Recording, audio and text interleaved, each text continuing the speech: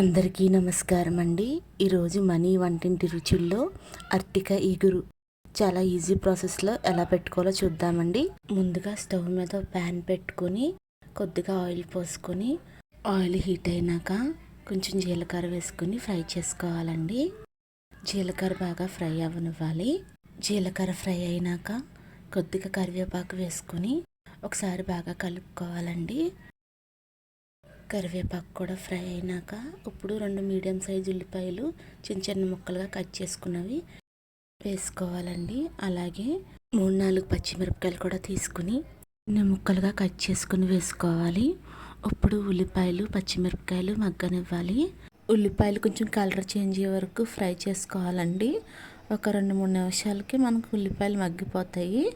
ఉల్లిపాయలు బాగా మగ్గిన తర్వాత ఒక 1/2 స్పూన్ వరకు అల్లం వెల్లుల్లి పేస్ట్ వేసుకోవాలండి.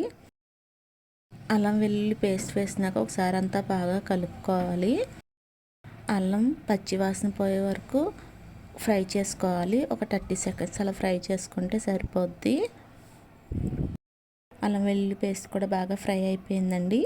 ఇప్పుడు ఇందులో కట్ చేసి పక్కన పెట్టుకున్న అరటికాయ ముక్కలు వేసుకోవాలండి. నేను ఇక్కడ అరటికాయ ముక్కలు రౌండ్గా కట్ చేశానండి. మీరు కావాలని చిన్న చిన్న ముక్కలుగా కూడా కట్ చేసుకోవచ్చు. ఇలా మా అత్తయ్య గారు వాళ్ళ అత్తయ్య గారు ఇలా చక్రాలుగా కట్ చేసి వండేవారంటండి. ఆ అమ్మమ్మగారి ప్రాసెస్లోనే మా అత్తయ్య గారు వండుతున్నారు. నేను కూడా ఇప్పుడు అదే విధంగా వండుతున్నానండి. అరటికాయ ముక్కలు మగ్గనివ్వాలండి. మూత పెట్టుకుని ఒక 2 మినిట్స్ మగ్గనివ్వాలి. మధ్య మధ్యలో కలుపుకుంటూ ఉండాలండి, లేకపోతే అడుగంటుద్ది. ఒక 2-3 నిమిషాలు అరటికాయ ముక్కలు మగ్గనివ్వాలి. అరటికాయ ముక్కల్ని ఇలా నూనెలో ఫ్రై చేసుకోవడం వల్ల కర్రీ టేస్టీగా ఉంటుందండి. పూర్తిగా మగ్గిపోయి కలర్ చేంజ్ అయిపోయినాయి ఇప్పుడు అరటికాయ ముక్కలు.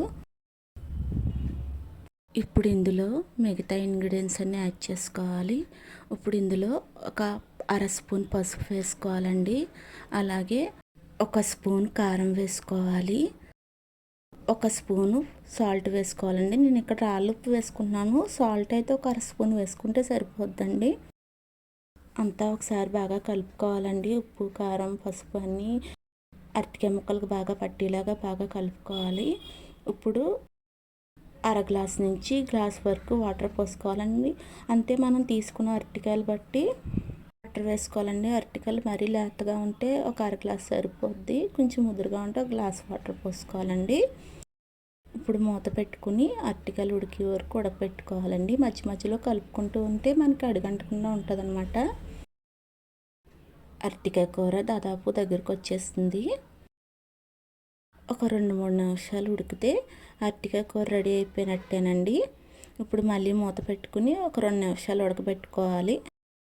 ఈ స్టేజ్లో మనకి ఉప్పు కారం ఏమన్నా తక్కువగా అనిపిస్తే వేసుకోవాలండి. అరటికాయ కూర పూర్తిగా ఉడికిపోయింది. ఇప్పుడు స్టవ్ ఆఫ్ చేసుకుని సర్వ్ చేసుకుంటే, మీకు కనుక ఈ వీడియో నచ్చినట్టయితే ప్లీజ్ సబ్స్క్రైబ్ చేసుకోండి. అలాగే లైక్ చేయండి. Thank you for watching.